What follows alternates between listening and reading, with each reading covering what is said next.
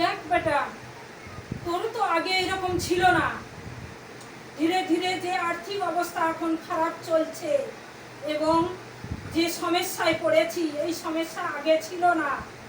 ছিল না মা, আমার 2005-এর পর থেকেই প্রচন্ড অসুবিধা হয়েছে, মানে ধার দেনা যেদিকে যাচ্ছিস সেদিক থেকে ফেরত আসছিস এবং ঋণের দায়ে জড়িত হয়ে যাচ্ছিস। মন মস্তিষ্ক ভালো থাকে না, একদম না। রাতে ঘুম সেরকম হয় না, মানসিক চাপ প্রচন্ড।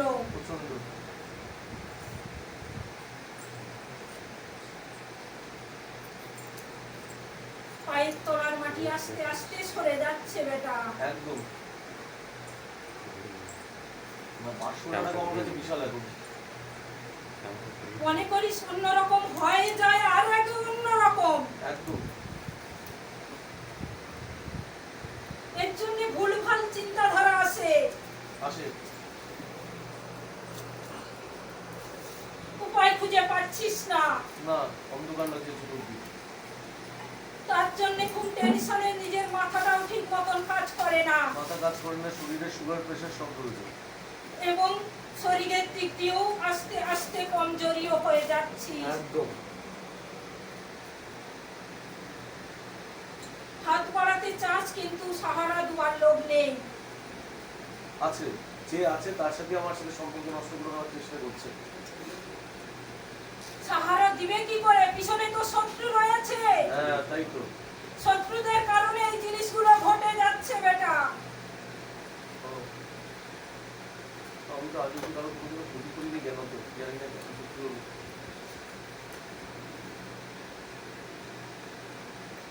পিছনে শত্রুটা অনেক দিন থেকে ভেবেছে, ব্ল্যাকমেইল করছে। মাঝে মাঝে ব্ল্যাকমেল বলতে আমার মানে আমার ডিভোর্স হয়ে গেছে। আমার যে ওয়াইফ, এটা কেউ জানে না বাড়িতে যে আমার ডিভোর্স হয়ে গেছে। আমার একসাথেই থাকে, আমার একটা ছোট মেয়ে আছে। তো সে একটা সময় আমাকে অনেক হেল্প করেছিল। সে এখন সত্যি কথায় আমার বলে যে এটা দাও, না তো আমি এটা করবো, ওটা দেবো। এমনি মেয়েটা খারাপ ছিল না, কিন্তু প্রচন্ড জেদ এবং রাগ এখনো আমাকে খুব যন্ত্রণা দিচ্ছে, মানে রাগ জেদে। ওরা কিন্তু ভালো এখন কি হলো বাধাবিঘ্ন রয়েছে রে বেটা। সুন্দর লাগছে, কিন্তু আজকে আমি অফিস বন্ধ করে অফিসে না জানিয়ে এসেছি। চাকরিতে স্টেপে রেখে এসেছি, মানে আমার কোনো উপায় দেখতে পাচ্ছি না। খুব সমস্যা। এবং মা, যার কথা আমি বলছি সেই বান্ধবীর সাথে আমার প্রচন্ড ভালো সম্পর্ক, মানে আমাকে প্রচুর হেল্প করেছে। আমার মানে না আউট অফ দ্য ওয়ে গিয়ে হেল্প করেছে আমাকে, কিন্তু জানি না ওর সাথে সম্পর্ক কোনোভাবে খুব খারাপ করতে চাইছে না। পিছনে শত্রু রয়েছে, ক্ষতি করার চেষ্টা করছে, কিয়া করা হয়েছে, তার জন্য সমস্যাটা আস্তে আস্তে সমস্যা হয়ে দাঁড়াচ্ছে এবং যে জিনিসগুলো কেটে যাচ্ছে। এক মুসলিম রয়েছে, মুসলিমের কাছ থেকে কিয়াগুলো করা হচ্ছে। কাগজপত্র নিয়ে ঝামেলা হয়েছিল। কাগজপত্র নিয়ে কোনো এক সময় ঝামেলা হয়েছিল, বিশাল বড় ধরনের। হওয়ার সম্ভাবনা ছিল, হয়নি শেষ পর্যন্ত, মানে হওয়ার সম্ভাবনা ছিল। যে ঝামেলার জন্য কিন্তু সেই ঝামেলা কিন্তু ধীরে ধীরে ধীরে ধীরে এগিয়ে এসে এখন স্তব্ধ রয়েছে, কিন্তু ভিতরে যে শত্রু রয়েছে, গোপনীয় শত্রু। মানে এরকম করতে করতে আমার ওই বান্ধবীরও প্রায় শরীর একদম বিছানায় স্ট্রোক হয়ে গেল।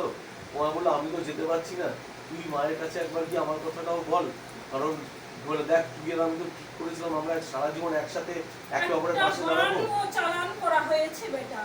তার বান চালান করার আমার উপর না ওর উপরে? অসুস্থ হয়ে পড়েছে ওই ব্যক্তি। ও একদম। কিন্তু খুব ভালোই ছিল, সময় দিন ভালোই কাটছিল। আমার প্রচন্ড হেল্প করেছে।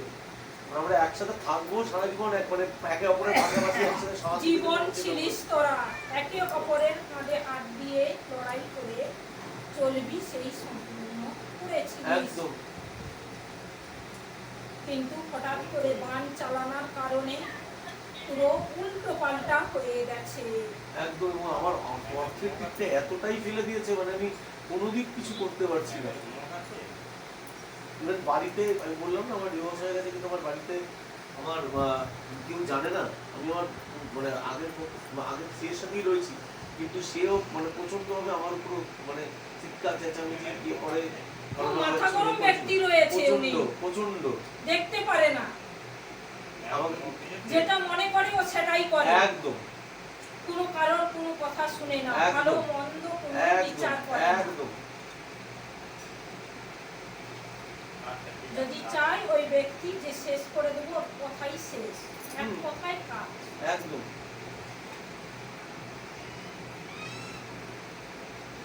আমি কোনো অনেক খুশি ছিলাম আমার জীবনে 15-20 বছর ধরে মানে ঘুরে ঘুরে সে ছিলাম আর কি হলাম, মানে লোকজনের কাছে ধার দেনা এমন ভাবে জর্জি মানে লোকের সঙ্গে যেতেও লজ্জা করে, কিন্তু আমি কখনো এরকম ছিলাম না। এই কলেজ 2 টাকায় মানুষের পাশে দাঁড়ানোর চেষ্টা করতাম, সাহায্য করাটা ঠিক নয়, পাশে দাঁড়ানোর চেষ্টা করতাম।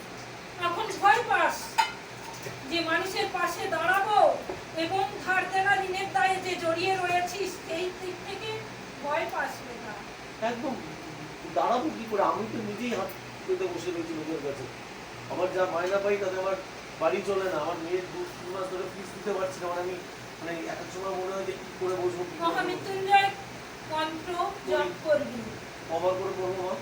নিষ্ঠাচারে করিস, যে বিপদ আপদ রয়েছে সেটা ধীরে ধীরে কেটে যাবে এবং ভালো সময়ও আসবে। আচ্ছা মা, ওই অর্থ আর কাটান করিস বেটা।